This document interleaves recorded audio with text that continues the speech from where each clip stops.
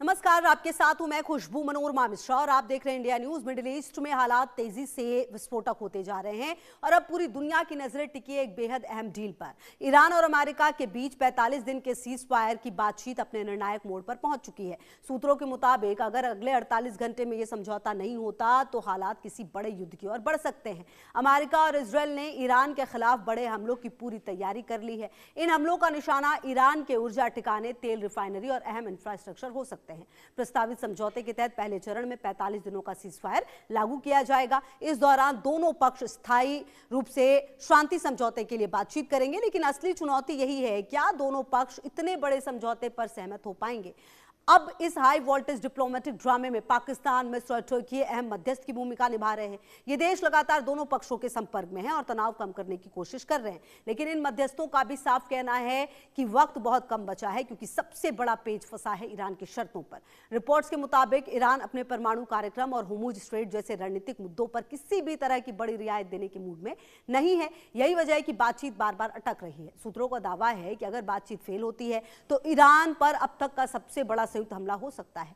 Trump के ultimatum और Iran के पलटवार को लेकर खास मेहमानों से हम चर्चा भी करेंगे। उससे पहले कुछ अहम जानकारी ग्राफिक्स के जरिए भी आपको दे देते हैं और बता देते हैं कि आखिरकार ऐसा क्यों कहा जा रहा है, क्योंकि 48 घंटे में क्या ईरान के साथ डील हो जाएगी, क्योंकि ट्रंप ने जो डेडलाइन है वो बढ़ा दी है। पहले याद होगा आपको 6 अप्रैल डेडलाइन थी।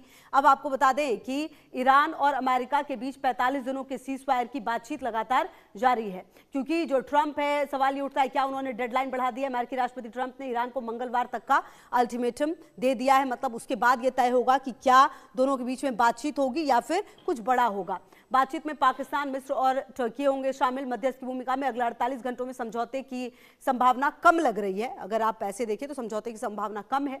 युद्ध और बढ़ने से रोकने का अंतिम प्रयास माना जा रहा है, मतलब और ये युद्ध भयानक ना हो उससे रोकने के लिए अंतिम प्रयास है ये। अगर समझौता नहीं हुआ तो ईरान पर बड़े हमले संभव हैं। मतलब अब तक तो जो हमले हो रहे हैं, आप देखिए अमेरिका खुलकर अपने सैनिकों का इस्तेमाल नहीं कर रहा है, लेकिन हो सकता है कि अगर ये बातचीत नहीं हुई ढंग से तो फिर ये हमले और तेज हो सकते हैं। सोशल में ट्रंप ने लिखा है मंगलवार रात 8 बजे पूर्वी समय।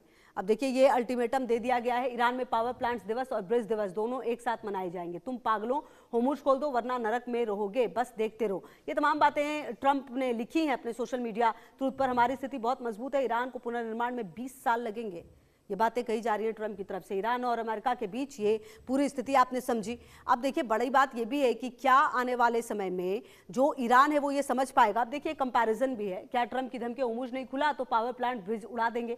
ईरान कह रहा इलाके में अमेरिका से जुड़े इंफ्रास्ट्रक्चर खत्म कर देंगे। अब देखिए जो होर्मुज पर जो बातचीत है वो कैसे आर पार स्थिति नजर आ रही है।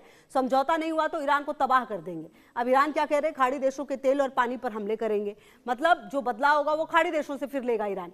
होर्मुज नहीं खुला तो पावर प्लांट ब्रिज उड़ा देंगे, वो कह रहा है। ईरान कह रहा है अमेरिका से जुड़े इंफ्रास्ट्रक्चर खत्म कर देंगे इलाके में। तो ये ट्रंप की धमकी और ये ईरान का पलटवार जो है वो सामने आया है कुल मिलाकर अगर आप देखें। अब देखिए होर्मुज पर फंसे हैं क्यों ट्रंप। 22 मार्च को कह रहे हैं 48 घंटे में होर्मुज खोलो। 26 मार्च को कह रहे थे कि 5 दिन में होर्मुज को खोलो। 27 मार्च को कह रहे थे 10 दिन में होर्मुज खोलो। तो ये तारीख दर तारीख बदलती है और उनके सुर भी बदल जाते हैं। 4 अप्रैल को कह रहे हैं 48 घंटे में फिर होर्मुज खोलो। 5 अप्रैल को कह रहे हैं कि होर्मुज नहीं खुला तो पावर प्लांट उड़ा देंगे। 5 अप्रैल को ये कहा इन्होंने, कल का है, आपको याद होगा सोशल मीडिया ट्रूथ पर। और मंगलवार 8 बजे तक की डेडलाइन जो 6 अप्रैल को दे दी गई है। तो कुल मिलाकर अगर आप इस पूरी स्थिति को देखें तो ये जो फाइनल अल्टीमेटम है वो लगातार होर्मुज को लेकर दिया जा रहा है। लेकिन एक वक्त तो ऐसा भी आया जब ट्रंप ने यह कहा कि हमें होर्मुज से कोई मतलब नहीं है, जिन देशों के जहाज फंसे हैं वो देखें अपना, वो निकालें, हमें इससे क्या, हमें कोई मतलब नहीं है। तो 45 दिन का सीजफायर है पहला फेज। दूसरा फेज क्या है, युद्ध का स्थायी अंत जो है वो, क्या ये ऑफर है ट्रंप का दिया हुआ। लेकिन ईरान कह रहा है भाई हमें लड़ाई सीजफायर से मतलब नहीं है, आप हमें ये आश्वासन दीजिए कि अब हम पर कोई हमला नहीं होगा।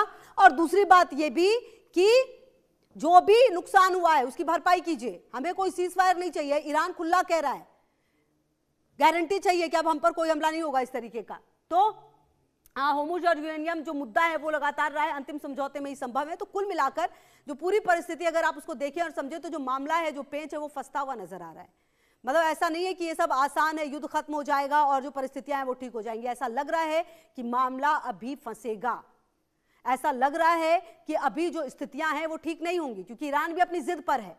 भले ही नुकसान हो रहा हो, ऐसा नहीं है कि ईरान को नुकसान नहीं हो रहा, अमेरिका को नहीं हो रहा, इजराइल को नहीं हो रहा, नुकसान सिर्फ ईरान का नहीं हो रहा है, नुकसान हर तरीके से। और इनफैक्ट अगर आप इस युद्ध की बात करें तो इस युद्ध से नुकसान काफी ज्यादा हुआ है। तमाम देशों के आयात निर्यात सब कुछ पे फर्क पड़ रहा है। और मेरे साथ इसी मुद्दे पर बातचीत करने के लिए कर्नल रिटायर्ड टीपी त्यागी सर, रक्षा विशेषज्ञ, बहुत स्वागत है सर आपका। और निपुण आलम बयान जी भी मेरे साथ जुड़ गए, विदेशी मामलों के जानकार हैं, बहुत स्वागत है आपका भी निपुण जी। और सबसे पहले मैं आप ही के पास आना चाहूंगी सर, टीपी त्यागी सर।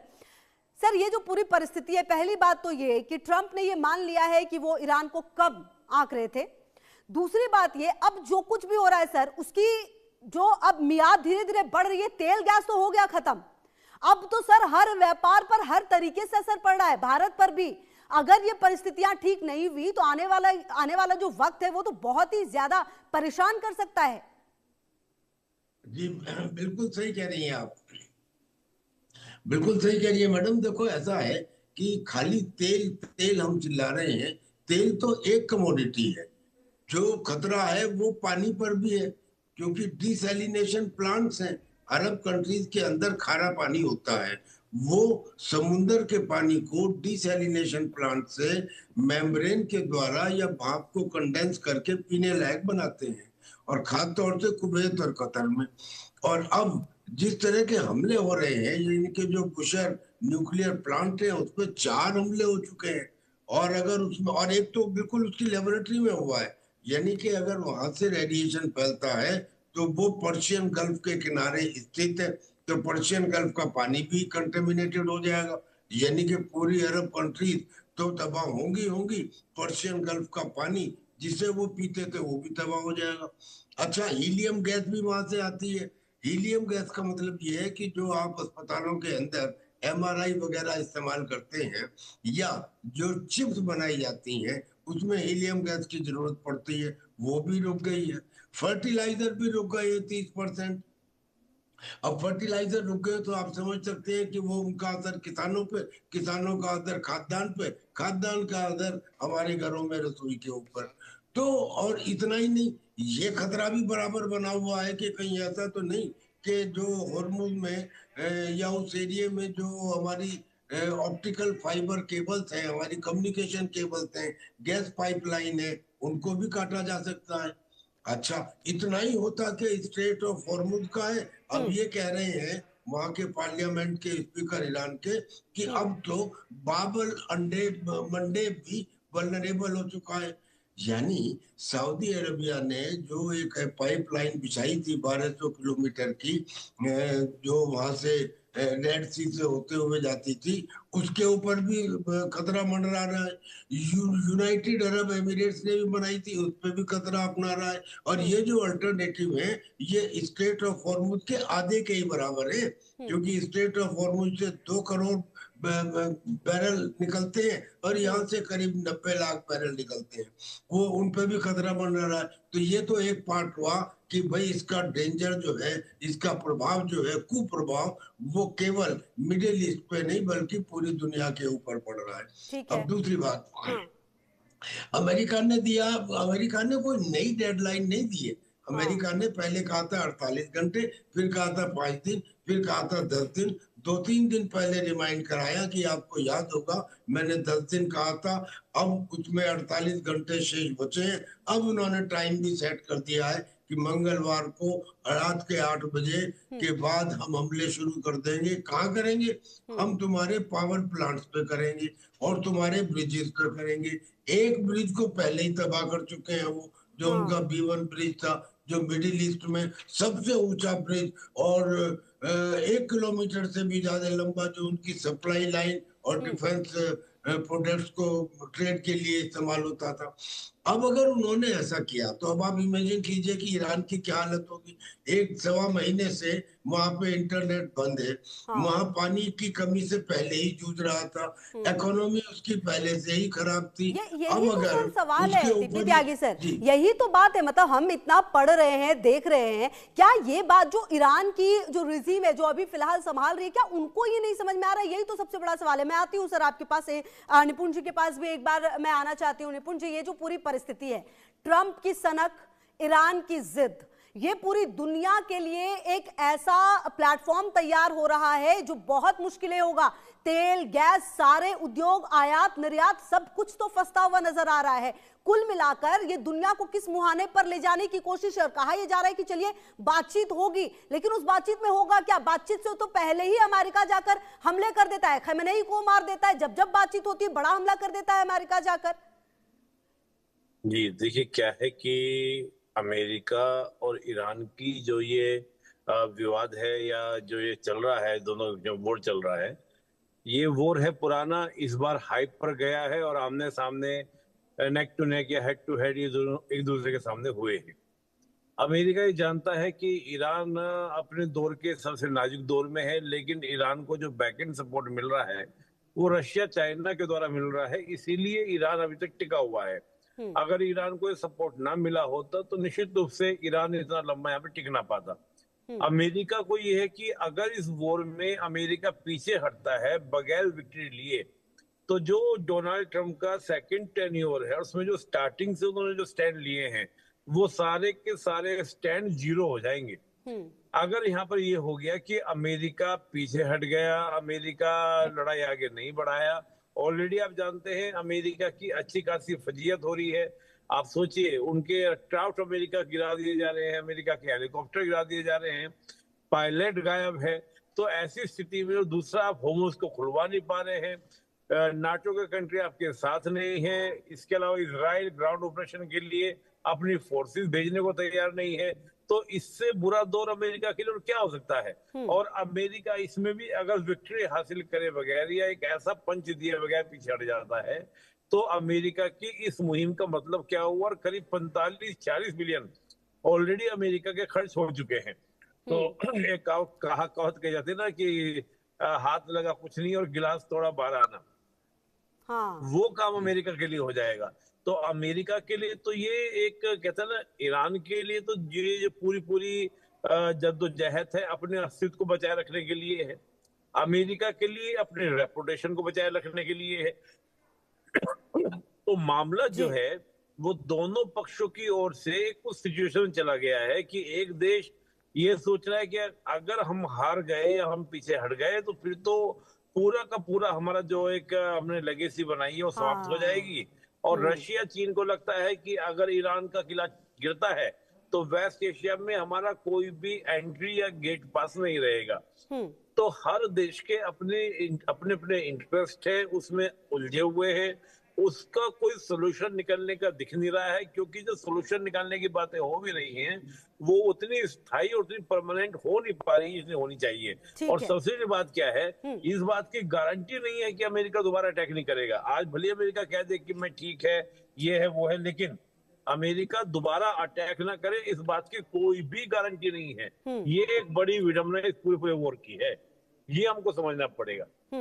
बिल्कुल। और कहीं ना कहीं ये बात तो बहुत अहम है। टीपी त्यागी सर, अब अमेरिका और ट्रंप की क्या भरोसा किया जाए? जो ट्रंप सुबह कहते हैं कुछ, शाम में कहते हैं कुछ, सुबह फिर अलग बयान होता है। मतलब मुझे लगता है कि उन्हें याद भी नहीं होता कि शायद वो क्या कहते हैं। जो बातें वो ट्रूथ सोशल पर लिखते हैं, जिस तरह की भाषा का इस्तेमाल करते हैं, क्या लगता है आपको कि ये जो पूरा सर्कमस्टेंसेस है, कुछ बातचीत हो भी पाएगी सर? और क्या बातचीत के जरिए ये मसला आपको सुलझता हुआ नजर आ रहा है इस युद्ध का? क्योंकि इजराइल के लिए तो ये मौका चौके मारने जैसा है। जो नेतन्याहू ने 30 साल पहले शायद जो सोचा था वो उनको लग रहा है कि अब ये एकदम कंप्लीट हो सकता है इस मोमेंट पे।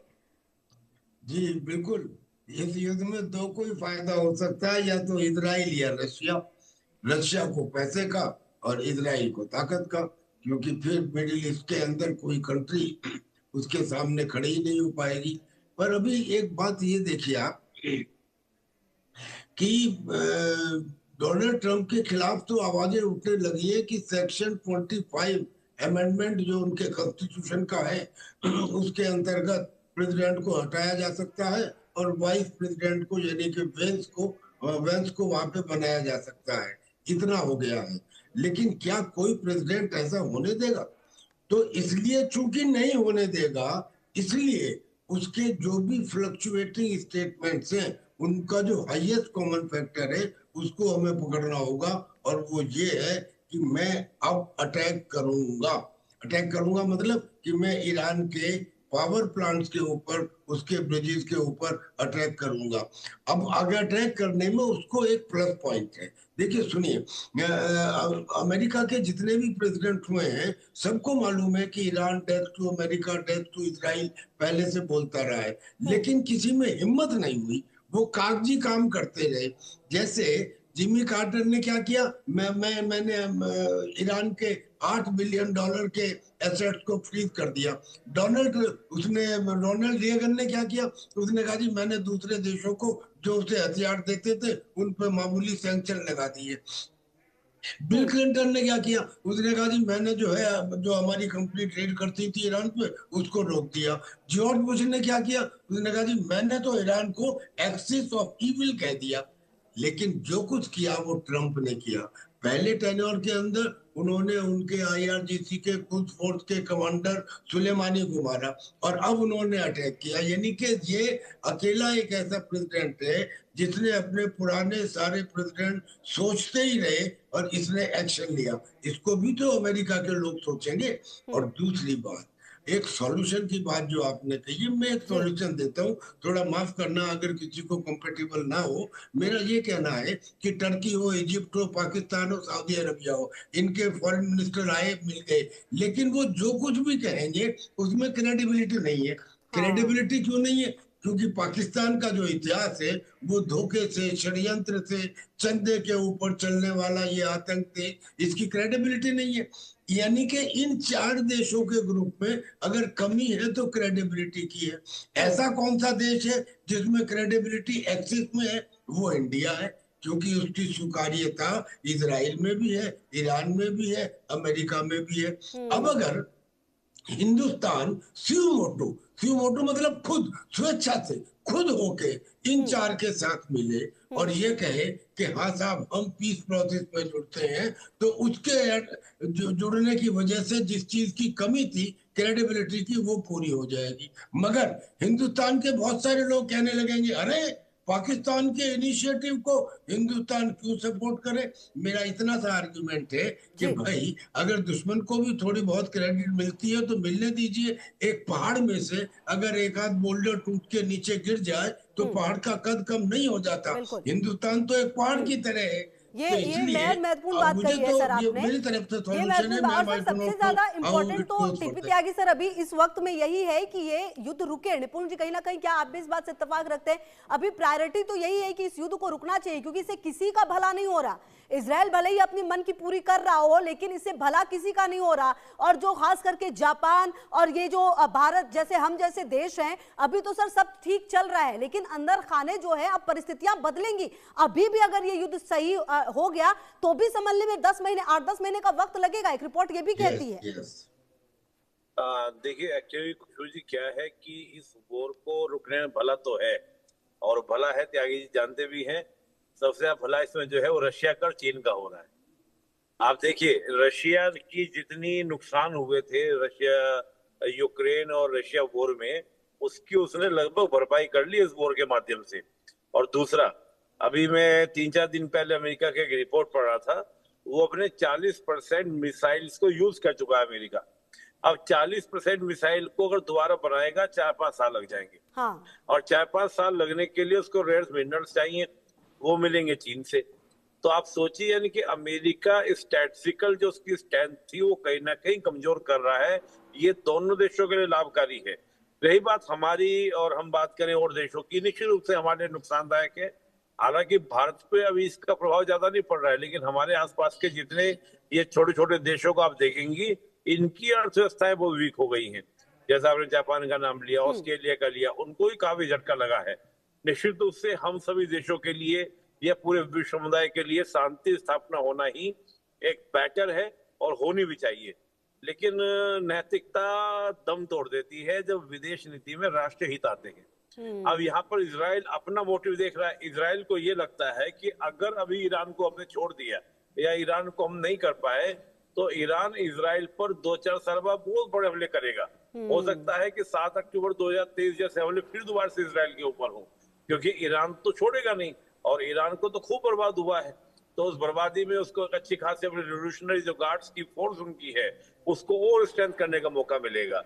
तो हमारे कहने से या औरों के दबाव से एक अलग प्रभाव पड़ता है। बात है कि जो मेन प्लेयर है और मेन प्लेयर जो हमको बिल्कुल, लगता और है कहीं ना इजराइल कहीं अब ईरान। देखना ये भी होगा कि इस पूरी परिस्थिति के बीच आखिरकार क्या कुछ होता है। बहुत शुक्रिया टीपी त्यागी सर, आपका भी, निपुण जी आपका भी बहुत शुक्रिया जुड़ने के लिए और बातचीत करने के लिए।